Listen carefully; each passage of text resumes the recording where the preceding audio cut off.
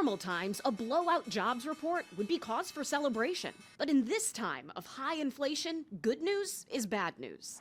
Stocks initially slipped on May's job gains as investors fear the still red-hot job market will give the Federal Reserve license to delay their first interest rate cut since the pandemic. Well, these high interest rates are hurting businesses. They're holding back investments. Healthcare, government, leisure, and hospitality are some of the sectors seeing the most job growth. However, the Fed may be encouraged by the unemployment rate rising slightly to 4%, breaking a 27-month streak of unemployment below 4%.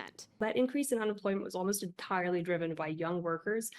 I was expecting to see the employment rate for teens and for new grads actually go up because they've been rising all year, but they dropped quite dramatically. That may suggest a slower summer hiring season than what we'd normally see for that age group. And that could be because employers are so concerned about the future and there's so much uncertainty and they're not prepared to make investments, training new talent. The good news that actually is good news is overall it's a great time to look for a job in the United States. And according to the Labor Department, average hourly earnings continue to rise, up another 14 cents in May to $34.91 an hour, a sign employers may feel the need to compete for staff. Wages have outpaced inflation, but for many it doesn't feel like it, after 3 years of prices rising at a pace far faster than the Fed's 2% standard. The latest inflation reading is 2.7%. When the Fed meets again next week, Chair Jerome Powell is expected to say, once again,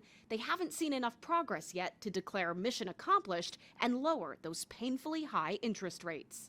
In Washington, I'm Atra El-Nashar reporting.